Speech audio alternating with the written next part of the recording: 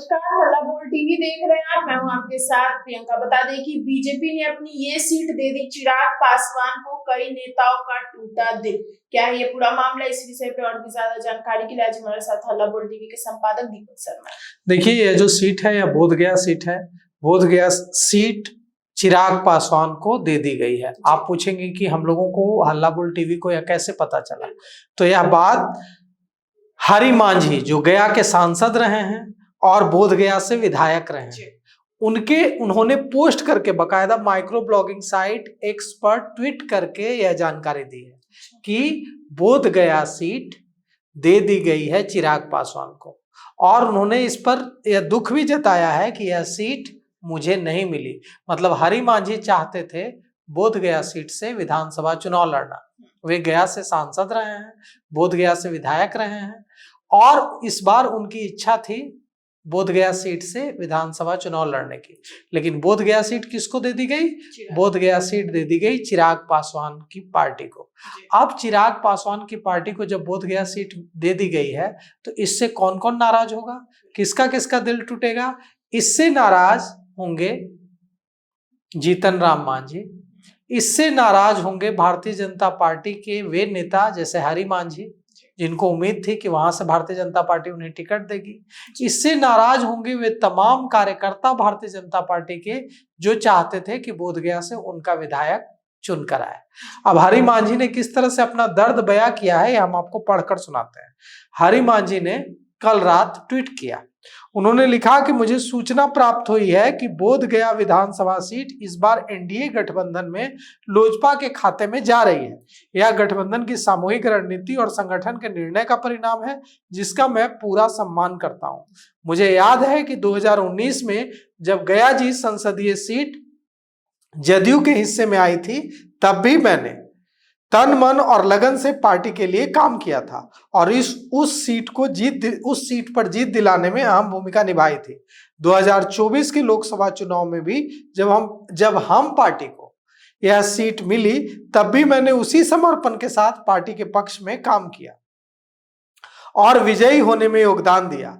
आज जब बोधगया विधानसभा सीट मुझे नहीं मिल रही, दर्द छलक रहा है हरि मांझी का कि आज जब बोधगया सीट मुझे नहीं मिल रही तब भी मेरा संकल्प वही है। मैं संगठन और पार्टी के आदेश को सर्वोपरि मानते हुए एक कर्मठ और अनुशासित कार्यकर्ता की तरह मैदान में रहूंगा। मेरा उद्देश्य केवल टिकट पाना नहीं है बल्कि पार्टी की विचारधारा को जन जन तक पहुंचाना और विजय पताका फहराना है। मुझे गर्व है कि मैं पार्टी का वफादार सिपाही था, हूं और हमेशा रहूंगा। बोधगया की धरती पर एनडीए की विजयश्री अवश्य स्थापित होगी। यही मेरा संकल्प है, यही मेरी प्रतिबद्धता है। जय बिहार। तो हरि मांझी ने यह नहीं कहा कि वे बगावत करेंगे। हरि मांझी ने यह नहीं कहा कि वे दूसरी पार्टी से चुनाव लड़ जाएंगे या निर्दलीय मैदान में उतर जाएंगे। हरि मांझी ने जिस सीट से वे चुनाव लड़ना चाहते थे उस सीट को चिराग पासवान की पार्टी को दिए जाने का विरोध भी नहीं किया। लेकिन उनकी बातों में दर्द साफ झलक रहा है, पीड़ा साफ झलक रही है कि वे चाहते थे कि बोधगया से चुनाव लड़े, लेकिन पार्टी ने यह सीट दे दी लोजपा रामविलास पार्टी, चिराग पासवान की पार्टी, और अब उनका विधानसभा चुनाव लड़ने का सपना टूट गया है। इसके बावजूद हरि मांझी की इस बात के लिए तारीफ की जानी चाहिए। वे गया से सांसद रहे हैं, वे बोधगया से विधायक रहे हैं और इसके बावजूद वे कह रहे हैं कि ठीक है दूसरी पार्टी को चली गई तो क्या हुआ, मैं पार्टी का वफादार सिपाही था, हूं और रहूंगा और यहां से मैं लोजपा के प्रत्याशी को, जिसे भी लोजपा टिकट देगी, उसे जिताने में महत्वपूर्ण भूमिका मैं निभाऊंगा, पूरी भूमिका मैं निभाऊंगा।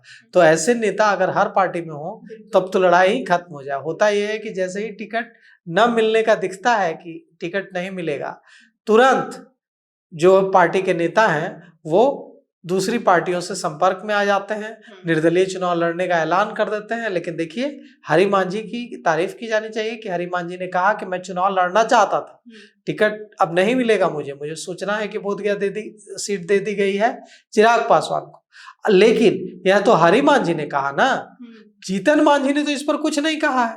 जीतन मांझी भी चाहते थे कि बोधगया की सीट उन्हें मिले और बोधगया सीट पर पूरी मजबूती से दावा कर रहे थे, लेकिन जीतन मांझी को बोधगया सीट नहीं मिली।